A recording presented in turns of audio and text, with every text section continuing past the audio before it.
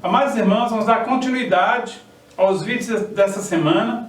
Nós estamos desfrutando aqui deste alimento diário, da série Deus nos chama para o seu reino e glória, e o título do volume é O Poder do Evangelho. E o título da semana é Deus nos chama para o seu reino e glória. E aqui na sexta-feira, nós temos aqui o título Um Viver Impactante e Inspirador. Nesse dia, nós vemos que Paulo foi uma pessoa que desfrutou do Evangelho de uma maneira muito especial. Ele sofreu uma grande transformação em seu viver, de modo que ele se tornou uma pessoa muito útil nas mãos do Senhor, na obra de Deus. E aqui, em Tessalonicenses, 1 Tessalonicenses, capítulo 2, versículo 7 em diante, nós lemos: Embora pudéssemos, como enviados de Cristo, exigir de vós a nossa manutenção, todavia nos tornamos carinhosos entre vós, qual ama que acaricia os próprios filhos. Assim, querendo-vos muito, estávamos prontos a oferecer-vos não somente o Evangelho de Deus, mas igualmente a própria vida, porque vos tornastes muito amados de nós. Porque vos recordais, irmãos, do nosso labor e fadiga, e de como, noite e dia labutando, para não viverdes à custa de nenhum de vós, vos proclamamos o Evangelho de Deus. Então, veja, nós vemos aqui que Paulo ele possuía direitos, poderia até mesmo exigir da igreja em Tessalônica a manutenção da sua estadia ali entre os irmãos. Mas ele não queria de modo algum ser um peso para os irmãos. Então ele procurou trabalhar para que ele pudesse ali pregar o Evangelho, cuidar da igreja, sem ser pesado para os irmãos. E então ele trabalhou com as próprias mãos, noite e dia, para não viver as coisas de ninguém. E também quando ele esteve em Corinto, nós vemos que ele trabalhou também e humilhou-se, abriu mão de sua posição de servo, de apóstolo, para ele seguir o exemplo do nosso Senhor Jesus Cristo. Nosso Senhor, ele até mesmo lavou os pés dos apóstolos, dos seus discípulos. Então nós temos aqui que Paulo também estava disposto a dar até mesmo a própria vida em favor dos irmãos. E quando diz aqui dar a própria vida, quer dizer que ele estava disposto a se sacrificar, a se desdobrar e se desprender em favor dos irmãos.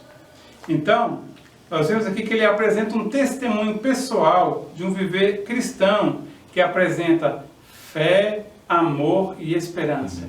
Amado irmão, você que está nos assistindo, nós precisamos tomar esse exemplo como nosso modelo, de colocar as coisas espirituais em primeiro lugar. E aqui também nós vemos que ele não quis ser pesado a ninguém, ele trabalhava muito, trabalhava noite e dia, mas de modo algum ele deixava de lado as coisas espirituais. Antes, ele pregava o Evangelho, cuidava das igrejas e até mesmo acarinhava os irmãos, cuidava com muito carinho. E também ele edificava tendas. Veja, nós não podemos mudar a ordem. Por vezes o Senhor nos abençoa com um bom trabalho, com um bom salário, e aí somos exigidos por causa da subsistência no trabalho, e aí acabamos deixando de lado as coisas espirituais, deixando de lado a obra do Senhor. Irmãos, isso não pode acontecer. Nós temos um modelo. Nós temos o Senhor Jesus, temos aqui o exemplo de Paulo.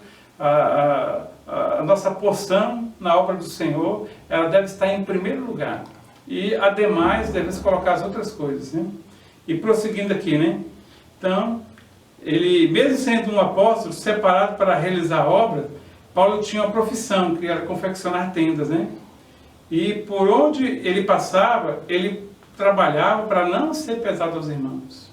Então, veja aqui o coração dele, de pregar o Evangelho, ser amável, estar ali cuidando dos irmãos, acarinhando, E eu gostaria também de ler um trecho aqui do alimento diário, Aqui, ele fala aqui que Paulo nunca esteve interessado nos benefícios de ser apóstolo. Antes, sua atitude foi sempre de doar-se. E esse foi seu testemunho entre os tessalonicenses. E foi isso que causou impacto. ele não tinha um interesse por trás da pregação do Evangelho, não, ele estava procurando o benefício dos irmãos. E continuando aqui, né, diz aqui, né, por fim, ainda sobre sua conduta, entre os Tessalonicenses, Paulo escreveu: vós e Deus sois testemunhas, de modo porque piedosa, justa e irrepressivelmente procedemos em relação a vós outros que credes. Então a conduta piedosa é para com Deus. A conduta justa é para com os homens. E a conduta irrepreensível é tanto para com Deus, como para os homens, bem como para Satanás, a fim de que esse não tenha motivo de nos repreender ou nos acusar. E continua, né? E sabeis ainda de que maneira. Então isso mostra que a conduta de Paulo, do apóstolo Paulo, deve nos inspirar a buscar o mesmo tipo de viver piedoso, justo e irrepreensível. Louvado seja o Senhor. Todos sejam abençoados por meio dessa palavra e possam também tomar o exemplo de Paulo, o exemplo do Senhor Jesus no viver diário. Amém.